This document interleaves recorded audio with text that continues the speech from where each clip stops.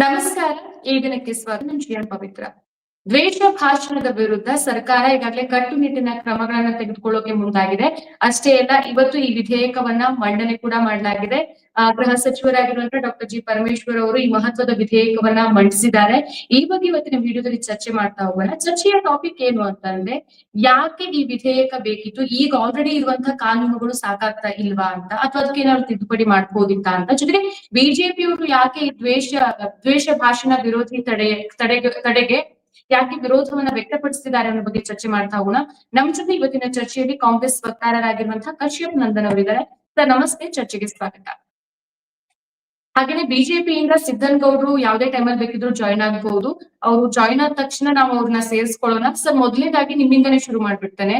ಈಗ ಆಲ್ರೆಡಿ ನಮ್ಮಲ್ಲಿ ದ್ವೇಷ ಭಾಷಣದ ವಿರುದ್ಧ ಹಲವಾರು ಸಿದ್ದನ್ ಗೌಡ್ರು ಸಹ ಜಾಯ್ನ್ ಆಗಿದ್ದಾರೆ. ಸರ್ ನಮಸ್ತೆ ಸರ್, ಚರ್ಚೆಗೆ ಸ್ವಾಗತ. ನಮಸ್ಕಾರ. ಓಕೆ, ಫಸ್ಟ್ ನಿಮ್ಮಿಂದನೇ ನಾನು ಚರ್ಚೆಯನ್ನ ಶುರು ಮಾಡ್ತೇನೆ.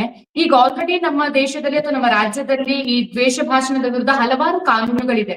ಈ ಕಾನೂನುಗಳು ಇದ್ರೂ ಸಹ ಮತ್ತೆ ಯಾಕೆ ಈ ವಿಧೇಯಕ ಅವಶ್ಯಕತೆ ಇತ್ತು ಅಂತ? ನೋಡಿ ಪವಿತ್ರ ಅವರೇ, ಯಾವುದೇ ಕೋಮಿನವರಾಗ್ಲಿ, ಹಿಂದೂ, ಮುಸ್ಲಿಂ, ಕ್ರೈಸ್ತ, ಪಾರ್ಸಿ ಧರ್ಮಗಳ ಮಧ್ಯೆ ವಿಷ ಬೀಜ ಬಿತ್ತುವುದು ಈ 21ನೇ ಶತಮಾನದಲ್ಲಿ ವಿಪರೀತವಾಗಿ ಜಾಸ್ತಿ ಆಗಿದೆ. ದ್ವೇಷ ಬಿತ್ತುವ ಭಾಷಣಗಳು ಅತಿರೇಕಕ್ಕೆ ಹೋಗಿದೆ. ನಮ್ಮ ದೇಶದಲ್ಲಿ ಹಿಂಸೆಯನ್ನು ಪ್ರಚೋದನೆ ನೀಡುವ ಭಾಷಣಗಳು ಅತಿರೇಕಕ್ಕೆ ಹೋಗಿದೆ. ಇದು ಯಾವುದೇ ಕೋಮಿನವರಾಗಲಿ, ಹಲೋ, ಯಾರಿಂದ ಅತಿರೇಕ ಆಗ್ತಾ ಇದೆ? ಎಲ್ಲಾ ಕೋಮಿನ ಜನಾಂಗದವರು. ಇದು ಒಂದು ಸಂಘಟನೆಗೆ ಅಂತಲ್ಲ, ಇದು ಯಾರೇ ಮಾಡಲಿ, ಹಿಂದೂ ಅವರು, ಮುಸ್ಲಿಂ ಅವರು, ಕ್ರಿಶ್ಚಿಯನ್ ಅವರು, ಪಾರ್ಸಿ ಅವರು, ಯಾರೇ ಮಾಡಲಿ, ಅತಿರೇಕದ ಭಾಷಣ, ಹಿಂಸಾ ವಿರೋಧಿ ಭಾಷಣ, ಹಿಂಸೆಯನ್ನು ಪ್ರಚೋದಿಸುವ ಭಾಷಣ ಯಾವುದೇ ಸಂಘಟನೆಯವರು ಮಾಡಲಿ, ಅವರಿಗೆ ಈ ಒಂದು ಮಸೂದೆ ಅನ್ವಯ ಆಗುತ್ತೆ. ನಿಮಗೆ ಗೊತ್ತು, ಕಳೆದ ವಾರ ನಮ್ಮ ಪಕ್ಷದ ಕಾರ್ಯಕರ್ತ ಒಬ್ರು ಗಣೇಶ್ ಗೌಡ ಅಂತ ಸಕ್ರೆಪಟ್ಟಣ, ಚಿಕ್ಕಮಗಳೂರು ಜಿಲ್ಲೆಯಲ್ಲಿ ಹತ್ಯೆ ಆದ್ರು. ದ್ವೇಷದ ಒಂದು ಬಿತ್ತುವ ಕೆಲಸದಿಂದ ಅವರು ಹತ್ಯೆ ಆದ್ರು. ಯಾವ ಸಂಘಟನೆ ಅವ್ರನ್ನ ಹತ್ಯೆ ಮಾಡ್ತು ಅಂತ ಜಗತ್ ಜಾಹೀರಾಗಿದೆ. ನಾ ಹೇಳೋ ಅವಶ್ಯಕತೆ ಇಲ್ಲ. ಆದ್ರೂ ಕೂಡ ಹೇಳ್ತೀನಿ, ಬಜರಂಗ ದಳ ಆಡಳಿತಕ್ಕೆ ಬರೋಕ್ಕಿಂತ ಮುಂಚೆ ತಮ್ಮ ಪ್ರಣಾಳಿಕೆಯಲ್ಲಿ ನಾವು ಅವರನ್ನ ಬ್ಯಾನ್ ಮಾಡ್ತೀವಿ ಅಂತ ಹೇಳಿದ್ರು. ಬ್ಯಾನ್ ಮಾಡದೇ ಇರೋದು ನಿಮ್ದೇ ತಪ್ಪು ಸರ್. ನೋಡಿ, ನಾವು ಬಜರಂಗ ದಳವನ್ನು ಯಾವ ಸಂಘಟನೆ ಕೂಡ ನಾವು ಬ್ಯಾನ್ ಮಾಡ್ತೀವಿ ಅಂತ ನಾವು ಅದಕ್ಕೆ ಆದ ಕಾನೂನು ಇದೆ, ಅದಕ್ಕೆ ಆದ ಒಂದು ಇದಿದೆ. ನಮ್ಮ ಕೈಯಲ್ಲಿ ರಾಜ್ಯ ಸರ್ಕಾರದ ಕಾನೂನು ಅಡಿಯಲ್ಲಿ ಏನೇನ್ ಮಾಡ್ಬೇಕು ಅದನ್ನ ನಾವು ಮಾಡ್ತೀವಿ. ಆದರೆ ಇವರು ಮಾಡುತ್ತಿರುವ ಹಿಂಸೆ ಪ್ರಚೋದಿಸುವ ಧರ್ಮಗಳ ಮಧ್ಯೆ ಒಂದು ವಿಷ ಬೀಜ ಬಿತ್ತಿರುವ ಕೆಲಸಗಳನ್ನು ಅತಿರೇಕಕ್ಕೆ ಈ 21ನೇ ಶತಮಾನದಲ್ಲಿ ಹೋಗಿದೆ. ಕಳೆದ ಒಂದು ದಶಕದಲ್ಲಿ ಒಂದು ಹೇಟ್ ಸ್ಪೀಚ್ಗಳು, ಒಂದು ಕಮ್ಯುನಲ್ ಇನ್ಸಿಡೆಂಟ್ 78% ಇಡೀ ದೇಶದಲ್ಲಿ ಜಾಸ್ತಿ ಆಗಿದೆ. ಹಾಗಾಗಿ ಇದನ್ನ ಕಡಿವಾಣ ಹಾಕ್ಬೇಕು ಅಂತ ನಮ್ಮ ಪ್ರಣಾಳಿಕೆಯಲ್ಲೂ ಹೇಳಿದ್ವಿ, ನಾವು ಮಾತನ್ನು ಕೊಟ್ಟಿದ್ವಿ. ಈ ತರ ಒಂದು ಮಸೂದೆ ತರ್ತೀವಿ ಅಂತ. ಅದರ ಭಾಗವಾಗಿ ಇವತ್ತು ನಮ್ಮ ಸರ್ಕಾರ ಮಸೂದೆಯನ್ನು. ಸರಿ, ನೀವು ಹೇಟ್ ಸ್ಪೀಚ್ ಜಾಸ್ತಿ ಆಗ್ತಾ ಇದೆ ಅಂತಂದ್ರಿ, ಯಾರ ಕಡೆಯಿಂದ ಜಾಸ್ತಿ ಆಗ್ತಾ ಇದೆ ಅಂತ? ನೋಡಿ, ಎಲ್ಲಾ ಜನಾಂಗದವರು ಮಾಡ್ತಿದ್ದಾರೆ. ಇದೊಂದು ಜನಾಂಗ ಅಂತಲ್ಲ, ಹಿಂದೂ ಮಾಡ್ತಿದ್ದಾರೆ, ಮುಸ್ಲಿಮ್ಸ್ ಮಾಡ್ತಿದ್ದಾರೆ, ಎಲ್ಲಾ ಸಂಘಟನೆಯವರು ಮಾಡ್ತಿದ್ದಾರೆ, ಬಜರಂಗ ದಳ, RSS, ಬಿಜೆಪಿ ಎಲ್ಲರೂ ಮಾಡ್ತಿದ್ದಾರೆ. ಜನಾಂಗಗಳು ಮಾಡ್ತಾ ಇಲ್ಲ ಸರ್, ನಿಜವಾಗ್ಲೂ ಹೇಟ್ ಸ್ಪೀಚ್ ಗಳೆಲ್ಲ ರಾಜಕಾರಣಿಗಳು ಮಾಡ್ತಿದ್ದಾರೆ. ನೋಡಿ, ಇವಾಗ ಹೇಟ್ ಸ್ಪೀಚ್ ಗಳು ರಾಜಕಾರಣಿಗಳು ಮಾಡ್ತಿದ್ದಾರೆ, ಹೌದು. ಅದನ್ನ ನೀವು ಹೇಳ್ತಿರೋದ್ರಲ್ಲಿ ಎರಡು ಮಾತಿಲ್ಲ.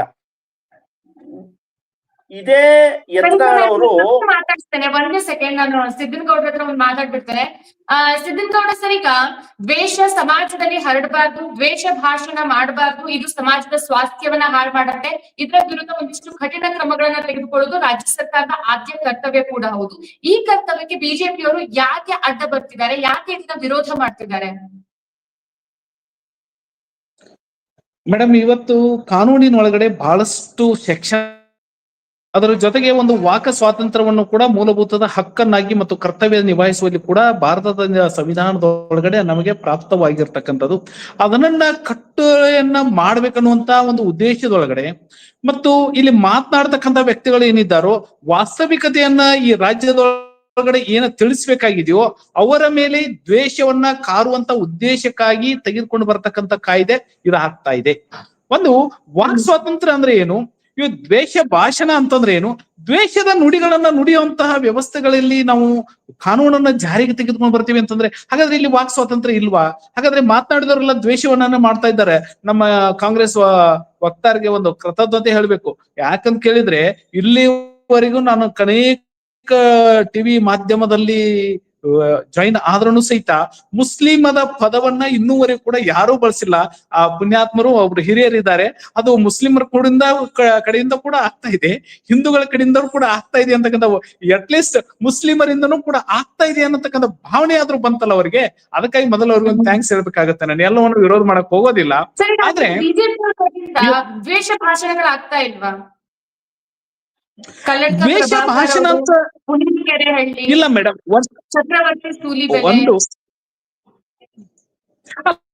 ಮೇಡಮ್, ದ್ವೇಷ ಭಾಷಣವನ್ನ ಮಾಡ್ತಾ ಇದ್ರೆ ಅದು ಜಾತಿಗಳ ನಡುವೆ ಮಾಡ್ತಕ್ಕಂಥ ವ್ಯವಸ್ಥೆಗಳಿದ್ರೆ, ಇವತ್ತು ಮುಸ್ಲಿಂ ಸಮುದಾಯದವರು ಚಕ್ರವರ್ತಿ ಸೂಲಿಬೆಲೆ ಅವರನ್ನ ತಮ್ಮ ಮಸೀದಿ ಒಳಗಡೆ, ತಮ್ಮ ದರ್ಗಾದ ಒಳಗಡೆ ಅನೇಕ ಕಾರ್ಯಕ್ರಮಗಳನ್ನ ಕರೆದು ಇವತ್ತು ಅವರಿಂದ ಸ್ಪೀಚ್ ಕೇಳ್ತಕ್ಕಂಥ ವ್ಯವಸ್ಥೆಗಳಿದ್ದಾವೆ ಮೇಡಮ್. ಪೂರ್ಣವರು ದ್ವೇಷ ಭಾಷಣ ಅಲ್ಲ, ತಮ್ಮ ಧಾರ್ಮಿಕವಾಗಿರ್ತಕ್ಕಂತಹ ವಿಚಾರಗಳಲ್ಲಿ ಯಾವ ವ್ಯವಸ್ಥೆಗಳಿದ್ದಾವೆ. ಇವತ್ ನೋಡಿ, ಮುಸ್ಲಿಂದೊಳಗಡೆ ಜಿಹಾದ್ ಅಂದ್ರೆ ಏನು ಅಂತಕ್ಕಂಥದನ್ನ ಅವರೊಬ್ಬ ತತ್ವಜ್ಞಾನಿಯನ್ನ ಕೇಳಿದ್ರೆ, ಜಿಹಾದ್ ಅಂತಂದ್ರೆ ನಮ್ಮ ಒಳಗಡೆ ಇರ್ತಕ್ಕಂತಹ ಆಂತರಿಕವಾಗಿರ್ತಕ್ಕಂಥ ಧರ್ಮ ವಿರೋಧ ಶಕ್ತಿಯನ್ನ ಕೊಲ್ಲಬೇಕು ಅಂತಕ್ಕಂಥದ್ದು ಒಬ್ಬ ಪ್ರಬುದ್ಧವಾಗಿರ್ತಕ್ಕಂಥ ಮುಸ್ಲಿಂ ಹೇಳ್ತಾನೆ. ಆದ್ರೆ ಒಬ್ಬ ಮುಸ್ಲಿಂ ಮತಾಂಧ ಹೇಳ್ತಾನೆ, ಮುಸ್ಲಿಮನ್ನ ಯಾರು ಒಪ್ಪೋದಿಲ್ವೋ ಅವರನ್ನ ಜೀವನ ಪರ್ಯಂತವಾಗಿ ಅವರನ್ನ ಜೀವ ತೆಗಿಬೇಕು ಅಂತಕ್ಕಂಥ ಭಾಷಣವನ್ನ ಅವನು ಮಾಡ್ತಾನೆ. ಇವೆಲ್ಲ ವಾಸ್ತವಿಕ ಹೇಳಿಕೆಯನ್ನ ಕೊಟ್ಟಿದ್ರು. ಈ ಹೇಳಿಕೆಗೆ ಸಂಬಂಧಪಟ್ಟಂತೆ ಅವ್ರ ಮೇಲೆ FIR ಕೂಡ ಆಗಿತ್ತು. ಏನ್ ಹೇಳಿಕೆ ಅಂತಂದ್ರೆ, ಮುಸ್ಲಿಂ ಹೆಣ್ಮಕ್ಳು ನಾಯಿ ಮರಿ ಹಾಕದಂಗೆ ಮಕ್ಕಳು ಕುಡಿಸ್ತರು ಅಂತ. ಇದನ್ನ ನೀವು ಒಪ್ಕೋತೀರಾ? ಈ ಮಾತನ್ನ ನೀವು ಒಪ್ಕೋತೀರಾ?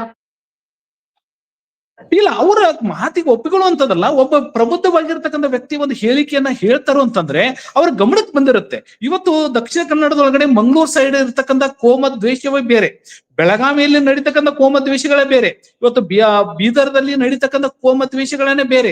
ಈ ರೀತಿಯಾಗಿರ್ತಕ್ಕಂಥ ಆಯಾ ಭಾಗದೊಳಗಡೆ ಏನ್ ನಡೀತಾ ಇದ್ದಾವು ಅಂತಕ್ಕಂಥದ್ದು ನೋಡ್ಬೇಕಾಗತ್ತೆ. ಇವತ್ ನೋಡಿ, ಬಿಹಾರದೊಳಗಡೆ ಅಷ್ಟರಲ್ಲೇ ಉತ್ತರ ಕೊಡಿ. ನೀವು ಕಲ್ಲಡ್ಕ ಪ್ರಭಾಕರ್ ಅವರ ಹೇಳಿಕೆಯನ್ನ ಬಿಜೆಪಿಯವರು ಒಪ್ಕೋತೀರಾ? ಬಿಜೆಪಿ ಪಕ್ಷವಾಗಿ ನೀವು ಹೇಳಿ ಒಪ್ಕೋತೀರಾ? ಬಿಜೆಪಿ ಪಕ್ಷಕ್ಕೂ ಪಕ್ಷದ ವ್ಯವಸ್ಥೆಗಳು ಬೇರೆ ಮೇಡಮ್. ಧರ್ಮದ ವ್ಯವಸ್ಥೆ ಒಳಗಡೆ ಸಂಸ್ಕಾರ ಮತ್ತು ಸಂಸ್ಕೃತಿಯನ್ನು ಬಿಂಬಿಸ್ತಕ್ಕಂಥದ್ದು ಒಂದು ಪಕ್ಷದ ಹೇಳಿಕೆಗಳು. ಯಾರು ಹೇಳ್ತಾರೋ, ಈಗ ನಾನು ಒಂದು ಪಕ್ಷ ವಿರೋಧಿಸುದನೂ ಇಲ್ಲ, ನಾವು ಒಪ್ಪಿಕೊಳ್ಳೋದೂ ಇಲ್ಲ ಮೇಡಮ್. ಯಾಕಂತ ಕೇಳಿದ್ರೆ, ನಾವು ಭಾರತೀಯ ಒಂದು ಪಕ್ಷ ಬೇರೆ, ಒಂದು ಸಂಸ್ಕಾರಯುತವಾಗಿರ್ತಕ್ಕಂಥ ಧರ್ಮದ ಆಚರಣೆಗಳಲ್ಲಿ ಕೊಡ್ತಕ್ಕಂಥ ವ್ಯವಸ್ಥೆಗಳನ್ನೇ ಬೇರೆ. ಈಗ ಮೊನ್ನೆ ನೀವು ಸ್ವಾಮೀಜಿ ಒಳಗಡೆ ನೋಡಿದ್ರಿ, ಹಿಂದೂ ಮತ್ತು ಲಿಂಗಾಯತರ ನಡುವೆ ಭಿನ್ನಾಭಿಪ್ರಾಯಗಳು ಬಂದಾಗ ಆ ಸ್ವಾಮೀಜಿಗಳನ್ನ ನಾವು ಬಿಟ್ಕೊಡಕ್ ಆಗೋದಿಲ್ಲ. ಯಾಕಂತ ಕೇಳಿದ್ರೆ, ಅವರು ಒಂದು ಯಾವ ಭಾವನೆ ಒಳಗಡೆ ಹೇಳಿರ್ತಾರೋ ಅವರ ಭಾವನೆಗೆ, ಅವರ ಧರ್ಮದ ಆಚರಣೆ ಒಳಗಡೆ ಅವ್ರು ಹೇಳ್ತಾ ಇರ್ತಾರೆ.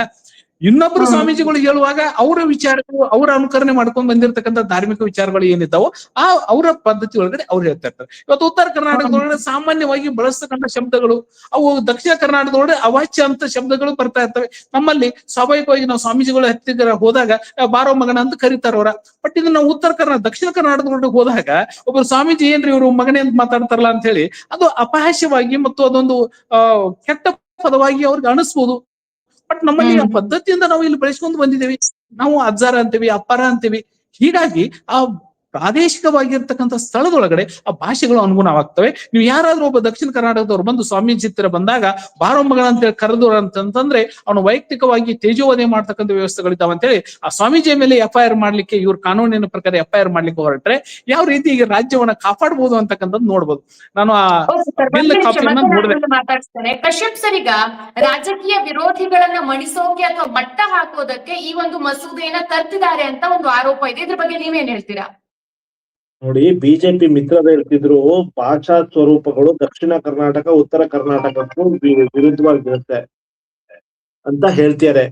ಇವರು ನಮ್ಮ ಸರ್ಕಾರ ತರುತ್ತಿರುವ ಕಾನೂನು ಪ್ರಚೋದನೆ ನೀಡುವ ಭಾಷಣಗಳಿಗೆ, ಇವಾಗ ಸಿ.ಟಿ. ರವಿ ತೆತ್ತಿದ್ರೆ ಅವರ ಬಾಯಲ್ಲಿ ಬರುವುದು ನುಡಿಮುತ್ತುಗಳು ಸಿದ್ರಾಮುಲ್ಲಾ ಖಾನ್ ಅಂತಾರೆ. ಯತ್ನಾಳು ನಮ್ಮ ಮುಸ್ಲಿಂ ಜನಾಂಗದ ಹೆಣ್ಮಕ್ಳಿಗೆ, ಮುಸ್ಲಿಂ ಜನಾಂಗದ ಒಂದು ಗಂಡು ಮಕ್ಕಳಿಗೆ ಯಾವ ರೀತಿ ನುಡಿಮುತ್ತುಗಳು ಹಾರಿಸಿದ್ದಾರೆ ಅಂತ ನೀವು ನೋಡ್ಬೋದು. ಕಲ್ಲಡ್ಕ ಪ್ರಭಾಕರ್ ಮಂಗಳೂರಿನಲ್ಲಿ ನುಡಿಮುತ್ತುಗಳು ಯಾವ ತರ ಬಂದಿದೆ ಅಂತ ನೀವೇ ನೋಡ್ಬೋದು. ನಿಮ್ಗೆ ಗೊತ್ತು. ಹಾಗಾಗಿ ಇವರು ದ್ವೇಷ ಹಾಗೂ ಧರ್ಮಗಳ ನಡುವೆ ಇದು ಅಸೂಯೆ ತರುವ ಭಾಷಣಗಳು ರಸ್ತೆಯಲ್ಲಿ ಅವ್ಯಾವತವಾಗಿ ನಡ್ಕೊಂಡ್ ಬಂದಿದ್ದಾರೆ. ಕುಂಬಳಕಾಯಿ ಕಳ್ಳ ಅಂದ್ರೆ ಇವ್ರು ಯಾಕೆ ಹೆಗ್ಲು ಮುಟ್ಕೊಂಡು ನೋಡ್ಕೋಬೇಕು? ಹಂಗಂದ್ರೆ ಇವರು ದಿನನಿತ್ಯ ಇವರು ದ್ವೇಷ ಭಾಷಣ ಮಾಡ್ತಾ ನಿಂತಿದ್ದಾರೆ. ಹಾಗಾಗಿ ಇವರಿಗೆ ಒಂದು ಅಳಕಿದೆ. ಯಾರಿಗೆ? ಬಿಜೆಪಿ ಅವ್ರಿಗೆ ಒಂದು ಅಳಕಿದೆ.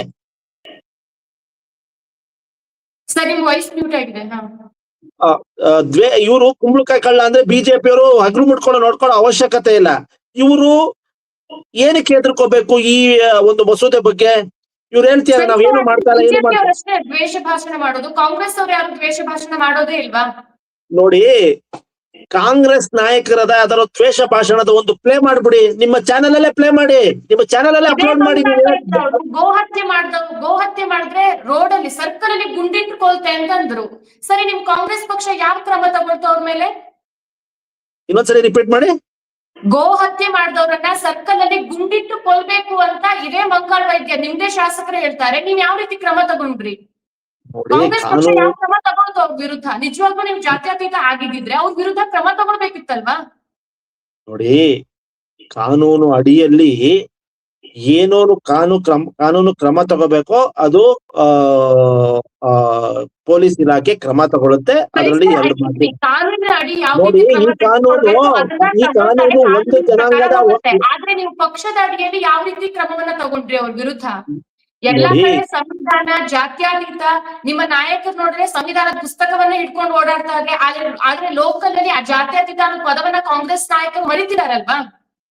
ನೋಡಿ, ಅವ್ರು ಏನ್ ಮಾತಾಡಿದಾರೋ ಪಕ್ಷದ ಆಂತರಿಕವಾಗಿ ತರಿಸ್ಕೊಂಡು ನೋಡ್ಬಿಟ್ಟು ಏನ್ ಕ್ರಮ ತಗೋಬೇಕೋ ತಗೋತೀವಿ. ಹಂಗನ್ಬಿಟ್ಟು ನಾವು ಇದಲ್ಲ. But coming back to the subject, BJP ಅವರು ಕುಂಬಳಕಾಯಿ ಕಳ್ಳ ಅಂದ್ರೆ ಯಾಕೆ ಹೆಗ್ಲು ಮುಟ್ಕೊಂಡು ನೋಡ್ತಿದ್ದಾರೆ? ಈ ಕಾನೂನು ಬಿಜೆಪಿ ಅವ್ರಿಗೆ ಹಂಗಂದ್ರೆ ಈ ಕಾನೂನು ಅವ್ರಿಗೆ 99.9% ಅನ್ವಯಿಸುತ್ತೆ ಅಂತ ನಮ್ಮ ಬಿಜೆಪಿ ಮಿತ್ರರು ಮಾತಿನಿಂದ ನನ್ಗ ಅರ್ಥ ಆಗ್ತಿದೆ.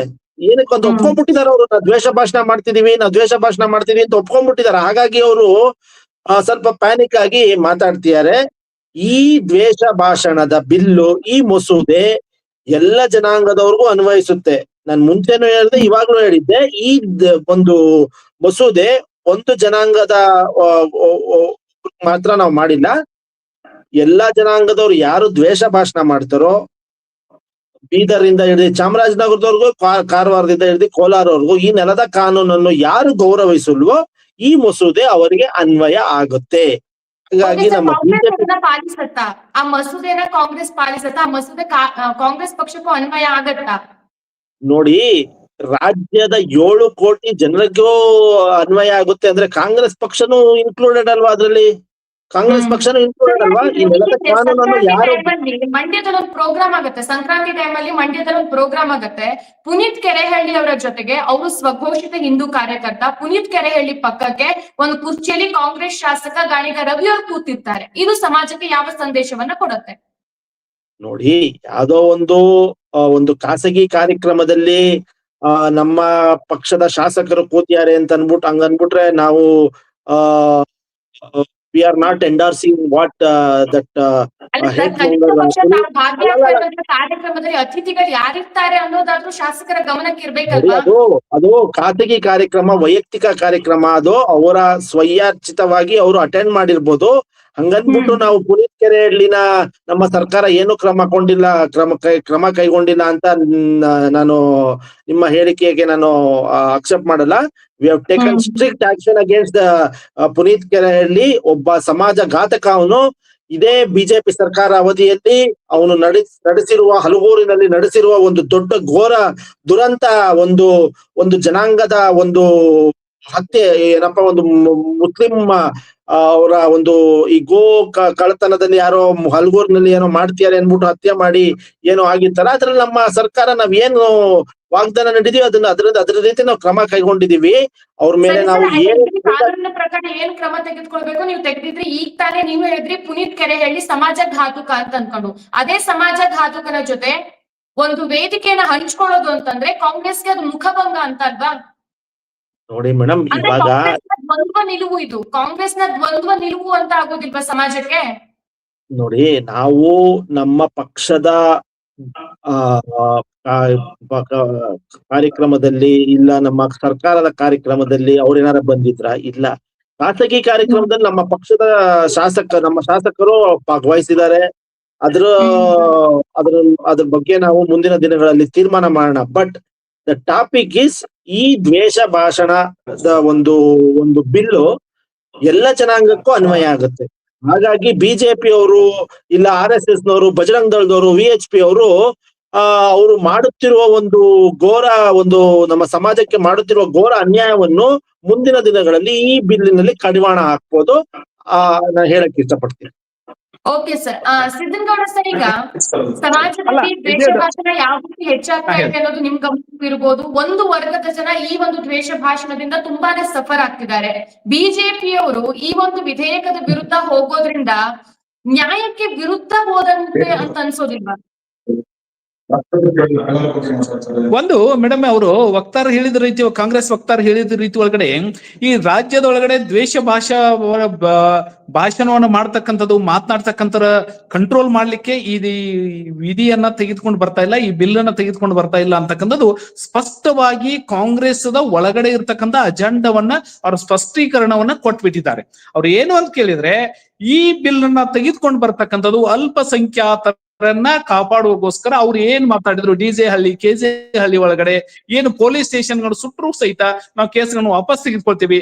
ಯಾವ ರೀತಿಯಾಗಿ ಅವರು ಯಾರು ಕೂಡ ಅವ್ರು ಏನ್ ಮಾಡ್ತಾರೋ ಅದನ್ನ ಎಲ್ಲಿಯೂ ಕೂಡ ಪ್ರಶ್ನೆ ಮಾಡಬಾರ್ದು. ಇನ್ನ ಈ ಅಲ್ಪಸಂಖ್ಯಾತರನ್ನ ಓಲೈಸಿಕೊಳ್ಳುವಂತ ಅತಿರೇಕದವಾಗಿರ್ತಕ್ಕಂಥ ಹಂತಕ್ಕೆ ಕಾಂಗ್ರೆಸ್ ತಲುಪಿದೆ ಅಂತೇಳಿ ಜನಸಾಮಾನ್ಯರು ಹೇಳೋಕ್ಕಿಂತ ಮುಂಚೆ ಆ ಕಾಂಗ್ರೆಸ್ ವಕ್ತಾರ ಹೇಳಿರ್ತಕ್ಕಂಥದ್ದು ಮತ್ತೊಂದು ಒಪ್ಕೊಂಡಿರ್ತಕ್ಕಂಥದ್ದು. ಅಲ್ಲ ರೀ, ಮೊನ್ನೆ ದಿನ ಗೋವನ್ನ ಪೂಜೆ ಮಾಡ್ತಕ್ಕಂಥ ಅದೇ ಮುಸ್ಲಿಮರ ವಿರುದ್ಧ ಪ್ರಧಾನಿಗಳು ಯಾವ್ಯಾವ ರೀತಿ ಹೇಳಿಕೆಗಳನ್ನ ಕೊಟ್ಟಿದ್ರು ಅಂತ ನಿಮ್ ಗಮನಕ್ಕಿದ್ಯಾ? ಕಾಂಗ್ರೆಸ್ ಗೆದ್ರೆ ಭಾರತೀಯ ಕ್ರಿಕೆಟ್ ತಂಡದಲ್ಲಿ ಬರೀ ಮುಸ್ಲಿಮರೇ ಇರ್ತಾರೆ ಅಂತಂದಿದ್ರು. ರಾಮ ಮಂದಿರ ಬಾಬ್ರಿ ಬೀಗ ಬೀಳತ್ತೆ ಅಂತಂದಿದ್ರು. ಆಮೇಲೆ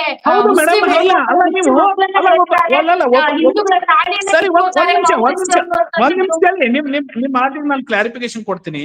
ಅಲ್ಲ, ಒಬ್ಬ ರಾಹುಲ್ ಗಾಂಧಿ ಪ್ರಬುದ್ಧತೆ ಇಲ್ಲದಂತಹ ಒಬ್ಬ ರಾಷ್ಟ್ರ ರಾಜಕಾರಣದೊಳಗಡೆ ಇರ್ತಕ್ಕಂಥ ವ್ಯಕ್ತಿ ಕ್ರಿಕೆಟ್ ಟೀಮ್ ದಲ್ಲಿ ಕೇವಲ ಜಾಟ್ರಿದ್ದಾರೆ, ಕೇವಲ ಹಿಂದೂಗಳಿದ್ದಾರೆ. ಅಲ್ರಿ, ಕ್ರಿಕೆಟ್ ಅನ್ನ ಜಾತಿ ನೋಡಿ ಕಲಿಸ್ಲಿಕ್ಕೆ ಆಗತ್ತಾ? ಅಜರುದ್ದೀನ್ ಇವ್ರ ಜಾತಿ ನೋಡಿ ನಮ್ಮ ಕ್ರಿಕೆಟ್ ಟೀಮ್ ದಲ್ಲಿ ತೆಗೆದುಕೊಂಡಿದ್ರ? ಇವತ್ತು ಪಠಾಣ್ಗಳನ್ನ ಇಬ್ಬರನ್ನ ಅಣ್ಣ ತಮ್ಮಗಳನ್ನ ತೆಗೆದುಕೊಂಡ್ರ, ಅವ್ರ ಮುಸ್ಲಿಮರನ್ನ ತೆಗೆದುಕೊಂಡ್ರ? ಅವ್ರ ಆಟ ಆಡುವಂತ ಶೈಲಿ ಅವರನ್ನ ಬಂದಿರತಕ್ಕಂಥದಕ್ ಮಾಡಿದ್ರು.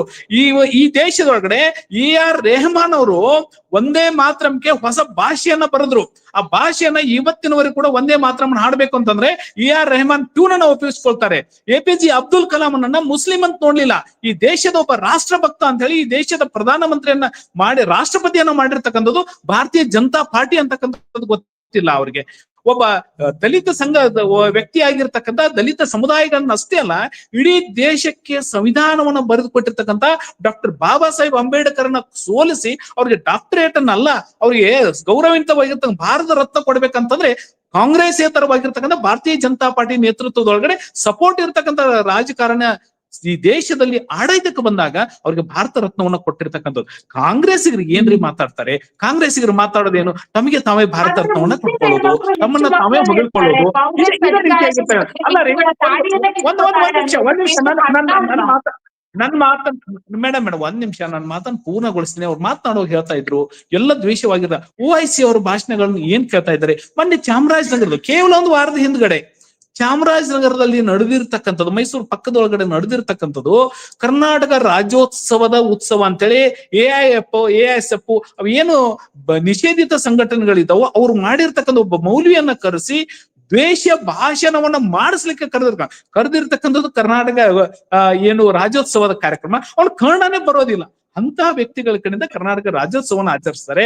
ಮುಸ್ತಾಕ್ ಅವರು ಏನ್ ಹೇಳಿದ್ರು, ಚಾಮುಂಡಿ ಬೆಟ್ಟದೊಳಗಡೆ ಹೋಗಿ ಇವ್ರು ಹೇಳಿ ಹಾಗಾದ್ರೆ ನಮ್ಮಲ್ಲಿ ಪೂಜೆ ಪುನಸ್ಕಾರಗಳು ಇಲ್ಲ ಅಂತ ಹೇಳಿ ಇವರು ಬಾನು ಮುಸ್ತಾಕ್ ಅವ್ರು ಹೋಗಿ ಪೂಜೆ ಪುನಸ್ಕಾರ ಮಾಡಿದ್ರಲ್ಲ, ಅವ್ರ ವಿರುದ್ಧ ಶರಿಯತ್ ಕಾನೂನು ಏನ್ ಹೇಳುತ್ತೆ, ಕ್ರಮ ಕೈಗೊಳ್ಳಿ. ಇವ್ರ ಹತ್ರ ಶಕ್ತಿ ಇದ್ರೆ ಮಾಡ್ಬೋದಿತ್ತಲ್ಲ. ಸಮಾನತೆಯನ್ನ ನೋಡ್ತಕ್ಕಂಥವ್ರು ಇವತ್ತು ಇಂಡೋನೇಷ್ಯಾದಂತ ಮುಸ್ಲಿಂ ಕಂಟ್ರಿ ಒಳಗಡೆ ಹಿಜಾಬನ್ನ ಇಡೀ ರಾಜಕುಮಾರಿಗಳೇ ತೆಗೆದು ಅಡ್ಡಾಡ್ತಕ್ಕಂಥ ದೇಶಗಳು ಒಂದ್ ಕಡೆ ಆದ್ರೆ, ಇವತ್ತು ನಮ್ಮ ಮೊನ್ನೆ ಏನು ಭಾರತ ಮತ್ತು ಪಾಕಿಸ್ತಾನದ ನಡುವೆ ಏನು ಆಪರೇಷನ್ ಸಿಂಧೂರ್ ನಡೀತು, ಅವತ್ತೂ ಕೂಡ ನಮ್ಮ ಬೆಳಗಾವಿಯ ಜಿಲ್ಲೆಯ ಸೊಸೆ ಇವತ್ತು ಕುರೇಶಿ ಅವರು ಇವ್ರ ತರ ಹಿಜಾಬ್ ಹಾಕೊಂಡು ಬಂದಿದ್ರೆ ಇವತ್ತು ದೇಶದೊಳಗಡೆ ಬಿಜೆಪಿ ನೇತೃತ್ವದ ಕೇಂದ್ರ ಸರ್ಕಾರ ಅವಕಾಶ ಕೊಡ್ಲಿಕ್ಕೆ ಸಾಧ್ಯ ಇತ್ತಲ್ಲ. ಅಲ್ಲ ಮೇಡಮ್, ಇವ್ರು ಏನ್ ಹೇಳುದು, ಇವ್ರು ಕಾಂಗ್ರೆಸ್ಸಿಗರು ಹೇಳೋದು ಇದನ್ನೇ. ಕ್ರಿಕೆಟ್ ಯಾರಿಗೂ ಅಧಿಕಾರ ಇಲ್ಲ, ಮಾತಾಡುವಂತ ಅಧಿಕಾರ ಇಲ್ಲ. ನಾನೇನೋ ಬಟ್ಟೆ ಹಾಕ್ತೀನಿ ಅಂತಂದ್ರೆ ಅದು ನನ್ನ ಇಚ್ಛೆ, ನಾನೇನೋ ತಿಂತೀನಿ ಅಂತಂದ್ರೆ ಅದು ನನ್ನ ಇಚ್ಛೆ. ಯಾರ ಬಟ್ಟೆ ಬಗ್ಗೆ ಆಗ್ಲಿ, ಯಾರ ಆಹಾರದ ಬಗ್ಗೆ ಆಗ್ಲಿ ನಾವ್ ಯಾವತ್ತೂ ಮಾತಾಡ್ಬಾರ್ದು ಸರ್. ಅದು ಸಂವಿಧಾನ ವಿರೋಧಿ ಆಗುತ್ತೆ. ಹೇರ್ತಕ್ಕಂಥದನ್ನೇ ಯಾರು ಅಂತ ಕೇಳಿದ್ರೆ, ಮುಸ್ಲಿಮರನ್ನೇ ತಮ್ಮ ಮಹಿಳೆಯರನ್ನ ಇವತ್ತು ಸ್ವತಂತ್ರಗೊಳಿಸ್ತಕ್ಕಾಗ್ಲಿಲ್ಲ. ನಾನು ಆಗಲೇ ಒಂದ್ ಮಾತು ಹೇಳಿದೆ, ಇವತ್ತು ಬಿಹಾರದೊಳಗಡೆ ನಾವು ಹೆಚ್ಚಿನ ಸ್ಥಾನಗಳನ್ನ ಮುಸ್ಲಿಂ ಏರಿಯಾದೊಳಗಡೆ ಗೆಲ್ಬೇಕಂತಂದ್ರೆ, ಇವತ್ತು ಉತ್ತರ ಪ್ರದೇಶದಲ್ಲಿ ಮೆಜಾರಿಟಿ ಬರ್ಬೇಕಂತಂದ್ರೆ ಯಾವ ಮುಸ್ಲಿಂ ಮಹಿಳೆ ಹಿಂದೂ ಮಹಿಳೆಯ ತರ ಸ್ವಾಭಿಮಾನದ ಬದುಕನ್ನ ಕಲ್ಪಿಸ್ಕೋಬೇಕನ್ನುವಂತ ಉದ್ದೇಶಕ್ಕಾಗಿ ತಲಾಖನ ತೆಗೆದಿರ್ತಕ್ಕಂಥದ್ದು ಭಾರತೀಯ ಜನತಾ ಪಾರ್ಟಿ. ಯಾವ ಕಾಂಗ್ರೆಸ್ ಸರ್ಕಾರ ಕೂಡ ಅಲ್ಲ. ಅವರನ್ನ ಶೋಷಿತ ಮಾಡ್ಕೊಂತ ಬಂದಿರತಕ್ಕಂಥ ಇವತ್ತು ಹೆಣ್ಣು ಮಕ್ಕಳಿಗೆ ಸ್ವತಂತ್ರ ಕೊಟ್ಟ ನಂತರ ಮುಸ್ಲಿಮರ ಹೆಣ್ಣು ಮಕ್ಕಳು ಇವತ್ತು ಅವ್ರು ಬೆಳಿತಕ್ಕಂಥ ಮಕ್ಕಳು ಇವತ್ತು ಭಾರತೀಯ ಜನತಾ ಪಾರ್ಟಿ ಕಡೆ ಒಲವನ್ನು ತೆಗೆದುಕೊಂಡು ಮತವನ್ನ ಕೊಡ್ತಾ ಇದ್ದಾರೆ. ಅವ್ರಿಗೆ ಇನ್ನೊಂದು ಮಾತನ್ನು ಕ್ಲಾರಿಫಿಕೇಶನ್ ಕೊಡ್ತೇನೆ. ಕೇವಲ ಇದು ಭಜನೆ ಕೇಳಕ್ಕೆ ಬಂದಿಲ್ಲ ನಾನು, ನಿಮ್ಮ ಭಜನೆಯನ್ನು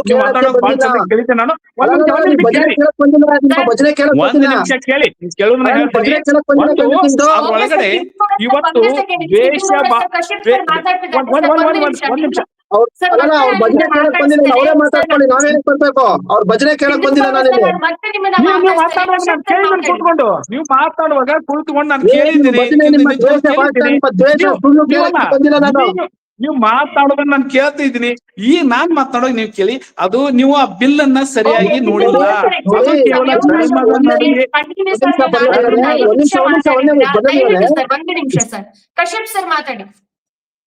ನೋಡಿ, ಇಷ್ಟೊಂದು ಮುಸ್ಲಿಮ್ಸ್ ಮೇಲೆ ತುಂಬಾ ಒಲವು ತೋರಿಸ್ತಿರಲ್ಲ ನಮ್ಮ ಬಿಜೆಪಿ ಮಿತ್ರರು.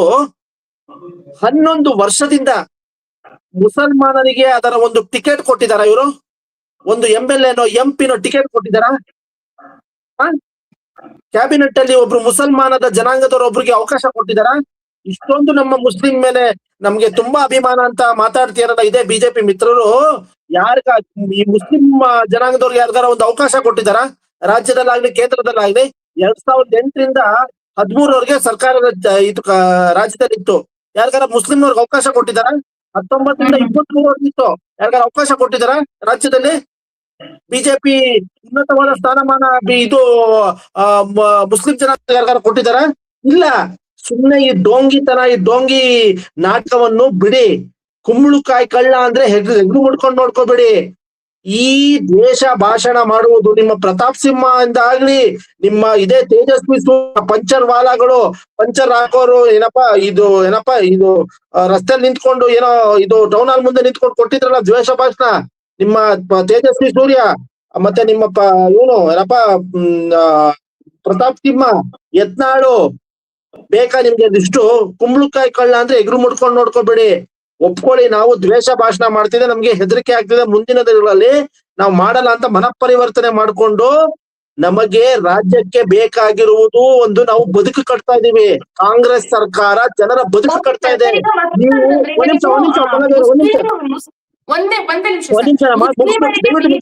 ಅವಕಾಶ ಕೊಡೋದಿಲ್ಲ ಅಂತಂದ್ರಲ್ವಾ?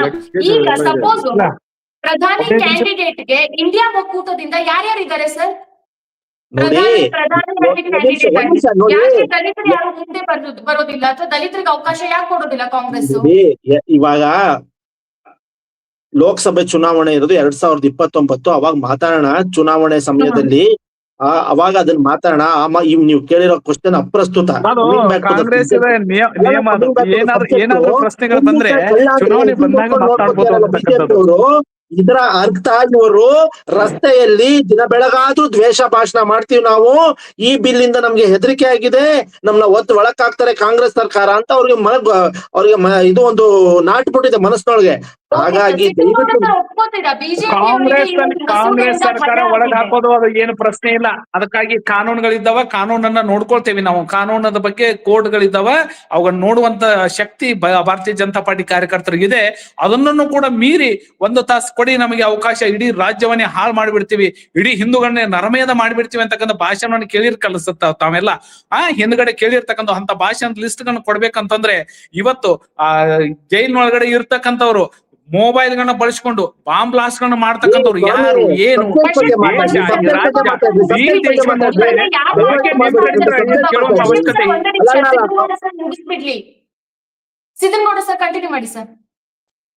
ಇವತ್ತು ಏನಾಗ್ತಾ ಇದೆ ಅಂತಂದ್ರೆ ಕೇವಲ ಆ ಬಿಲ್ಲನ್ನ ಅವ್ರು ಸರಿಯಾಗಿ ನೋಡ್ಕೊಂಡಿಲ್ಲ. ಆ ಬಿಲ್ಲನ್ನ ನೋಡ್ಕೋಬೇಕು. ಅದು ಕೇವಲ ಜಾತಿಗಳ ನಡುವೆ ಮಾತನಾಡ್ತಕ್ಕಂಥ ದ್ವೇಷ ಭಾಷಣಕ್ಕೆ ಮಾತ್ರ ಸೀಮಿತವಾಗಿಲ್ಲ. ಇಲ್ಲ, ಇದು ಟೋಟಲ್ ಆಗಿ ನೋಡಿ, RSS ಅಷ್ಟೇ. RSS ಬಗ್ಗೆ ಅವ್ರಿಗೆ ಸಂಪೂರ್ಣವಾಗಿರ್ತಕ್ಕಂಥ ಭಯದ ವಾತಾವರಣದೊಳಗಡೆ ಅವರು ಎಂದು ನಮ್ಮ ಭವಿಷ್ಯ ಹೋಗಿಬಿಡುತ್ತೋ ಅಂದ್ರೆ ವಾಸ್ತವಿಕತೆ ಅರ್ಥ ಆದ್ರೆ, ಇವತ್ತು ಒಂದೇ ಮಾತ್ರ ಗೀತೆಯ ಬಗ್ಗೆ ದೇಶದೊಳಗಡೆ ಇವತ್ತು ಸಂಸತ್ನಲ್ಲಿ ಚರ್ಚೆ ಆಗ್ಬೇಕಂತಂದ್ರೆ ಅದರ ಬಗ್ಗೆ ಇಲ್ಲ ಸಲ್ಲದ ಆರೋಪಗಳನ್ನ ಮಾಡ್ತಾರೆ. ನಂತರ ವರದಿಗಳನ್ನ ತರಿಸ್ಕೊಂಡು ಹೇಳಿದಾಗ ಚರ್ಚೆ ಆಗ್ಬೇಕು. ದೇಶದಲ್ಲಿ ಎಷ್ಟು ವಿಚಾರಗಳಿದೆ ಚರ್ಚೆ ಮಾಡೋದಕ್ಕೆ. ಮಣಿಪುರ ಇಶ್ಯೂ ಬಗ್ಗೆ ಚರ್ಚೆ ಮಾಡ್ಬೋದು, ನಿರುದ್ಯೋಗದ ಬಗ್ಗೆ ಚರ್ಚೆ ಮಾಡ್ಬೋದು, ಅಪೌಷ್ಟಿಕತೆಯಲ್ಲಿ ನಮ್ಮ ದೇಶ 3ನೇ 4ನೇ ಸ್ಥಾನದಲ್ಲಿದೆ, ಅದ್ರ ಬಗ್ಗೆ ಚರ್ಚೆ ಮಾಡ್ಬೋದು. ಒಂದೇ ಮಾತನ ಬಗ್ಗೆ ನಮ್ಗೆ ಸ್ಕೂಲ್ ಇಂದನೂ ಗೊತ್ತಿದೆ ಸರ್. ಒಂದೇ ಮಾತನ ಬಗ್ಗೆ ಮತ್ತೆ ಚರ್ಚೆ ಮಾಡೋದು ಏನಿದೆ ಅಂತ ನಮ್ಗೆಲ್ರಿಗೂ ಗೊತ್ತಿರೋದು ಒಂದೇ ಮಾತನ ಬಗ್ಗೆ. ಓಕೆ, ನೀವು ಹೇಳೋದು ಬಹಳ ಸರಿ ಇದೆ ಮೇಡಮ್. ಒಂದು ಮನೆ ಒಳಗಡೆ ನಮ್ಗೆ ಇರ್ಲಿಕ್ಕೆ ಮಣಿ ಕಟ್ಕೋಬೇಕು. ಹಾಗಂತೇಳಿ ಇಡೀ ಎಲ್ಲ ಸ್ಥಳವನ್ನ ಮನೆಯೆಲ್ಲ ಕೂಡ ಇರ್ಲಿಕ್ಕೇನೆ ಮಾಡ್ಕೊಳಕ್ ಬರಲ್ಲ. ಅಲ್ಲೊಂದ್ ದೇವ್ರ ಕೋಣೆ ಬೇಕು, ಒಂದ್ ಕೂತ್ಕೊಳ್ಳಿಕ್ಕೆ ಜಾಗ ಬೇಕು, ಒಂದು ಕಿಚನ್ ಬೇಕು, ಒಂದು ಕಿಚನ್ ಬೇಕು. ಡಿಸ್ಕಸ್ ಆಗಿದೆ 10 ಗಂಟೆ ಬರೀ ಒಂದೇ ಮಾತನ ವಿಚಾರ ಮಾತ್ರ ಡಿಸ್ಕಸ್ ಆಗಿದೆ. ಹಾಗಾದ್ರೆ ದೇಶದಲ್ಲಿ ಸಮಸ್ಯೆನೇ ಇಲ್ವಾ? ಇಲ್ಲ, ಬೇರೆ ಸಮಯ ಸಾಕಷ್ಟು ಸಮಯಗಳನ್ನ ಒದಗಿಸಿದಾರಲ್ಲ. ದೇಶ ಉಳಿದ್ರೆ ನಾವು ನೀವು ಎಲ್ಲ ಉಳಿಲಿಕ್ಕೆ ಸಾಧ್ಯ ಇದೆ. ನಾವು ಸಾಕಷ್ಟು ವಿಚಾರಗಳು ಕೂಡ ಚರ್ಚೆ ಆಗ್ತಾ ಇದ್ದಾವೆ. ಎಲ್ಲಗಳನ್ನು ಇವತ್ತು ದೇಶದ ಸಮಸ್ಯೆಯನ್ನ ತೆಗೆದುಕೊಂಡು ಬಂದ್ರೆ 10 ವರ್ಷದ ನಂತರ ಆ ಸಮಸ್ಯೆಗೆ ಪರಿಹಾರ ಕಾಣ್ತಕ್ಕಂಥ ಕಾಲ ಒಂದ್ ಕಡೆ ಇದ್ರೆ, ಇವತ್ತು 10 ನಿಮಿಷಗಳಲ್ಲಿ ಅದಕ್ಕೆ ಪರಿಹಾರ ಕಂಡುಕೊಳ್ಳುವಂತ ಶಕ್ತಿ ಇದೆ ಇವತ್ತು ದೇಶಕ್ಕೆ. ಇವತ್ತು ಇಂಡಿಗೋ ಸಮಸ್ಯೆ ಬಂತು, ಇಡೀ ದಿನ ಪೂರ್ತಿ ಕೂಡ ವಿದೇಶಾಂಗ ನಮ್ಮ ವಿಮಾನಯಾನ ಖಾತೆಯ ಸಚಿವರು ಸೇರಿ ಸರ್ಕಾರಕ್ಕೆ ಚೀಟು ಅಂತ ಕ್ಯಾಕರ್ಸಿ ರಕ್ತ ಹೋಗಿ ಏರ್ಪೋರ್ಟ್ ಹೋಗ್ಬಿಟ್ಟು ಅದರ ಮಾತಾಡ್ಸಿ ಹೋಗ್ಬಿಟ್ಟು ಸಾಮಾನ್ಯ ಕೂಡ ವಿಮಾನವನ್ನ ಹತ್ತಲಿಕ್ಕೆ ಅವಕಾಶ ಮಾಡಿಕೊಟ್ಟಿರ್ತಕ್ಕಂಥದ್ದು ಕೇಂದ್ರ ಸರ್ಕಾರ ರೀ. ಏನ್ರಿ ಮಾತಾಡ್ತೀರಿ ನೀವು? 10 ವರ್ಷಗಳಲ್ಲಿ ಒಬ್ಬ ಸಾಮಾನ್ಯ ವ್ಯಕ್ತಿ ಸಂಖ್ಯೆ ಇವತ್ತು ಬಗ್ಗೆ ಮಾತಾಡ್ತಾ ಇದ್ದೀವಿ. ಸಿದ್ದನಗೌಡ ಸರ್, ಈಗ ಕೊನೆ ಪ್ರಶ್ನೆ ನಿಮ್ಗೆ. ಸಪೋಸ್ ಈಗ ನೀವು ಈ ವಿಧೇಯಕವನ್ನ ನೀವು ಬೇಡ ಅಂತ ವಿರೋಧ ಮಾಡ್ತಿದ್ದೀರಿ, ಹಾಗಾದ್ರೆ ಈ ದ್ವೇಷ ಭಾಷಣಗಳನ್ನ ತಡೆಯೋದಕ್ಕೆ ಬೇರೆ ಏನ್ ವ್ಯವಸ್ಥೆ ಮಾಡ್ಬೋದು? ಯಾವ ರೀತಿ ಕಾನೂನುಗಳನ್ನ ತರಬಹುದು?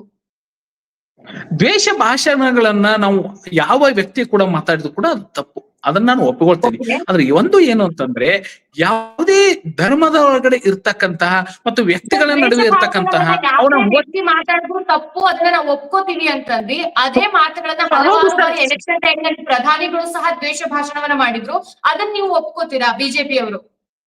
ಅಲ್ಲ ಮೇಡಮ್, ನಾನು ಮುಂದುವರೆದು ಕೂಡ ಮಾತನಾಡ್ತಾ ಇದ್ದೇನೆ. ವಾಸ್ತವಿಕತೆಯನ್ನ ನಾವು ಹೇಳಿದ್ರೆ ಅವರಿಗೆ ದ್ವೇಷ ಉಂಟಾಗುತ್ತೆ ಅಂತಂದ್ರೆ, ನಾನು ಮಾಂಸಾಹಾರಿ ಅಲ್ಲ, ಮಾಂಸಾಹಾರವನ್ನ ಮಾಡೋದನ್ನ ನಾನು ಅದನ್ನ ಅಲ್ಲಗಳಿತೀನಿ, ಮಾಂಸಾಹಾರವನ್ನ ವಿರೋಧ ಮಾಡ್ತೀನಿ ನಾನು ಅಂತಂದ್ರೆ ನಮ್ಮ ಧರ್ಮಕ್ಕೆ ಅಪಚಾರ ಮಾಡ್ತಾನೆ ಅಂತ ಹೇಳಿ ಬಂದ್ರೆ ಇದು ಯಾಕ್ರಿ ದ್ವೇಷ ಆಗುತ್ತೆ? ಬರ್ತಾರೆ ಆಹಾರದ ಪದ್ಧತಿ ಮೇಲ್ಗಡೆ ತೆಗೆದುಕೊಂಡು ಬರ್ತಾರೆ ಅಷ್ಟೇ. ಈಗ ಸರ್, ನಾನು ಮಾಂಸಾಹಾರಿ ಅಲ್ಲ ಅಂತಂದ್ರೆ ನಾನು ಮಾಂಸವನ್ನ ತಿನ್ನುದಿಲ್ಲ, ನೀವು ತಿನ್ನೋರು ತಿನ್ರಪ್ಪ, ನನಗ್ ಸಂಬಂಧ ಇಲ್ಲ. ಇದೆ ಅಲ್ವಾ ಮನುಷ್ಯತ್ವ ಅಂತ? ತಿನ್ನಬೇಡಿ ಅಂತ ನಾವಿಲ್ಲಿ ಹೇಳಕ್ ಹೋಗಿಲ್ಲ. ಯಾಕಂದ್ರೆ ಆಹಾರದ ಪದ್ಧತಿಗಳ ಮೇಲೆ ವ್ಯಕ್ತಿಗಳು ಮಾಡಕ್ಕಾಗಲ್ಲ. ಪ್ರಾಣಿ ದಯವನ್ನ ಕಾಪಾಡ್ಕೊಳ್ಬೇಕು ಅಂತಂದ್ರೆ ನಾವು ಮೇನಕಾ ಗಾಂಧಿ ಅವರು ಇವತ್ತೇನ್ ಹೇಳಿದ್ರು? ಮೇನಕಾ ಗಾಂಧಿ ಅವರು ಪ್ರಾಣಿಗಳ ಬಗ್ಗೆ ಎಷ್ಟು ದಯವನ್ನ ತೋರಿದ್ರು. ಆ ವ್ಯವಸ್ಥೆಗಳಿಗೆ ನಾನು ಮಾತನಾಡಿದಾಗ ಅದು ಬಂದು ಎಲ್ಲೋ ಕುಂಬಳಕಾಯಿ ಕಲ್ಲಂತ ಈಗಾಗಲೇ ಹೇಳ್ತಾ ಇದ್ರಲ್ಲ. ಈಗ ನೋಡಿ, ಒಂದ್ ಕೇವಲ ಆಹಾರದ ಪದ್ಧತಿ ಅಂತ ತೆಗೆದು ಬಿಟ್ರೆ ಚುರುಕ್ ಅಂದ್ ಬಿಡುತ್ತೆ. ಆ ರೀತಿಯಾಗಿರ್ತಕ್ಕಂಥ ವ್ಯವಸ್ಥೆಗಳಾಗ್ಬಿಡುದು. ಈ ಬಿಲ್ ಒಳಗಡೆ ನಿಮ್ಗೆ ಆಗಲೇ ಕೂಡ ನನ್ನ ಅರ್ಧ ಮಾತಿಗೆ ನಿಲ್ಲಿಸ್ತೇನೆ. ಈ ಬಿಲ್ ಒಳಗಡೆ ಏನಿದೆ ಅಂತಂದ್ರೆ ಲಿಂಗ ಇರ್ಬೋದು, ಅವರ ಜಾತಿಗಳಿರ್ಬೋದು, ಧರ್ಮ ಇರ್ಬೋದು, ಅವರ ಆಚರಣೆಗಳಿರ್ಬೋದು, ಅವರ ಅನುಕರಣೆಗಳಿರ್ಬೋದು, ಬುಕ್ಗಳಲ್ಲಿ ಕಲೆಗಳಲ್ಲಿ ಬಂದ್ರೆ ಸರಿ ಅಂತ ಅದನ್ನ ಆಚರಣೆ ತೆಗೆದುಕೊಂಡು ಒಂದು ನಾಟಕದೊಳಗಡೆ ಒಬ್ಬ ಪಾತ್ರಧಾರಿಯ ವ್ಯವಸ್ಥೆಗಳನ್ನ ಬರೆದ್ರೆ ಅದು ದ್ವೇಷ ಅಲ್ಲ. ಅದನ್ನ ನೀವು ಪಾತ್ರಧಾರಿ ಮಾಡಿದ್ರೆ ನೀವು ದ್ವೇಷದ ಸಂಕೋಲೆ ಒಳಗಡೆ ಸಿಕ್ಕೊಳ್ತೀರಾ. ಯಾವ ಬಿಲ್ ಒಳಗಡೆ ಇರ್ತಕ್ಕಂಥದ್ದು ಅದನ್ನ ಸಂಪೂರ್ಣವಾಗಿ ಅಭ್ಯಾಸ ಮಾಡಿ ಅಂತ ಹೇಳಿ ಅವ್ರಿಗೆ ಈ ರೀತಿಯಾಗಿರ್ತಕ್ಕಂಥ ವ್ಯವಸ್ಥೆನ ತೆಗೆದುಕೊಂಡು ಬಂದ್ರೆ ರಾಜ್ಯದೊಳಗಡೆ ನಾವು ವಾಕ್ ಸ್ವಾತಂತ್ರ್ಯವನ್ನ ಹತ್ತಿಕ್ಕುವಂತ ಕೆಲಸಕ್ಕೆ ಅವ್ರು ಕೈ ಹಾಕ್ತಾ ಇದ್ದಾರೆ.